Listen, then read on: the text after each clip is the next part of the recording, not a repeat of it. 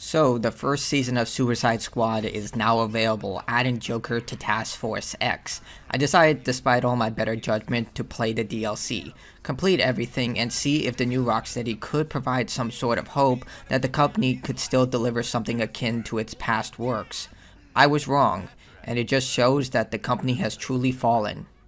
The narrative here is that Task Force X finds out one of the versions of Brainiac is also holding a version of Joker.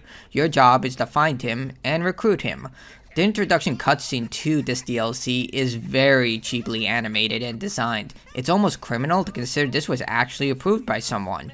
Once done, this version of Joker willingly plants the bomb in his head and joins the fight. As you play as Joker, you'll unlock new interview tapes, finding out that Brainiac is afraid of something, but we don't know what, and Joker is trying to convert Rick Flag to his side, inferring heavily this version of Joker is gay. He barely interacts with Harley, and she is shown to be over the clown completely, which is another example of the writers not understanding the character. Joker uses Harley as a tool and emotionally manipulates her, and Harley constantly has to battle those inner demons. The best example, at least for me, is in Injustice 2, as we see that she is constantly dealing with the horrors that Joker has inflicted on her, and constantly pushing her back to that side. And we also see this in the Arkhamverse in both Arkham City's DLC, Harley Quinn's Revenge, and Arkham Knight, that those psychological problems are buried deep within her, and she constantly has to fight against them or she'll be consumed once again. This could have been a great narrative point where Harley fights against those urges once again. Given Joker's MO of emotionally manipulating people, it just seems weird that he wouldn't target the very person who has a connection with him, even from a different Joker. He would want to target that person in order to convert her to his side just like anyone else. What's even more strange is that this episode is titled Fear, with the Scarecrow being the central icon. Yet there is no mention of Scarecrow, no fear gas, and has nothing to do with that villain. Why didn't they just call it Joker? I'm really confused. It's like with the first apparent arc of this post-launch content dealing with Bane, but it has nothing to do with Bane. And I'm not really sure who's determining this. It's like they're just putting a dartboard out and just shooting darts to see which name sticks. Overall, it's just tawdry and uneventful. I have no idea why this DLC is the way it is. It just seems like a mishmash of stuff. Like, oh my god, look, LOL's so crazy. I am just confused about the whole situation that's going on at that studio right now.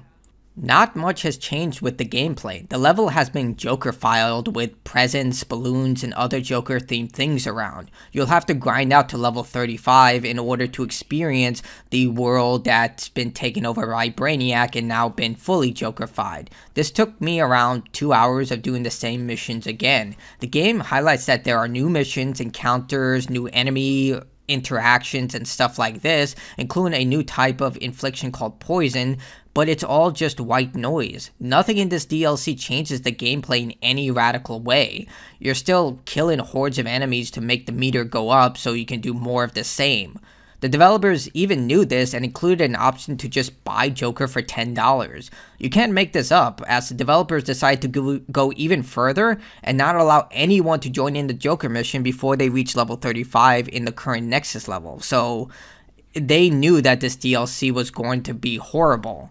As for Brainiac's boss fight, I and everyone else was right. You fight Green Lantern this time around, and it's a boring fight. You just shoot the constructs, destroy the shield, and then kill Brainiac.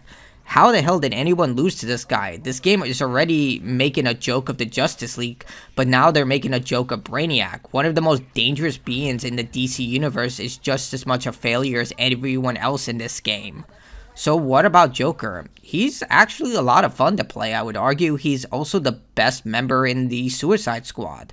The umbrella he uses to get around can glide through the air, and the umbrella can be used as a propellant that launches him into the air. His ultimate allows him to throw bombs from in the air, and you can even play as Joker in the main campaign. Granted, he's just for show. When engaging with the cutscenes, the default members take the stage, but I do like the fact they put in the extra effort to make Joker playable all around the game. For some reason, Riddler trophies and challenges were added here.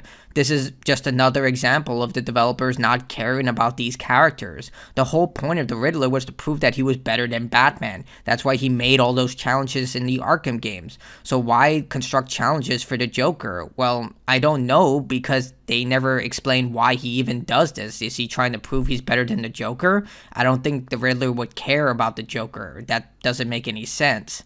The Battle Pass isn't anything interesting. Most of the armor options are just recolorations of the new baseline Wayne Tech armor that you get, which kind of looks cool, but everything moving forward is just completely baseline crap, alongside basic emotes and other cosmetic options, with the final option just being black variants of the Wayne Tech armor. Not really sure who approved this. Also, if you're a Captain Boomerang player, you get almost nothing in terms of this Battle Pass cosmetic gear. Honestly, I'm not mad anymore. I'm just disappointed. In one game, Rocksteady completely destroyed their reputation that took years to cultivate. The first season just highlights how creatively bankrupt this game is, and how much the people behind this game don't respect the characters of this world. Joker not even acknowledging one of his most significant allies, Harley just dismisses him despite still wearing the same attire she wore when she was with Joker. Heck, her abilities even match up with his during the gameplay, and the overall laziness of this experience.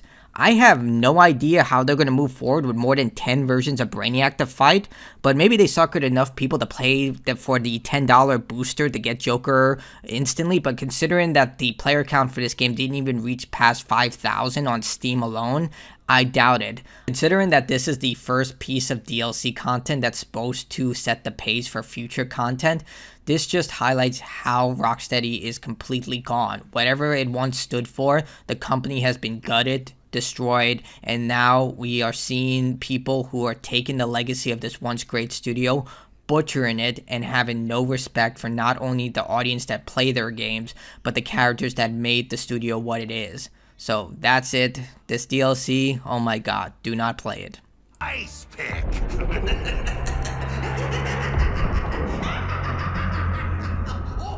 You guys are handsy.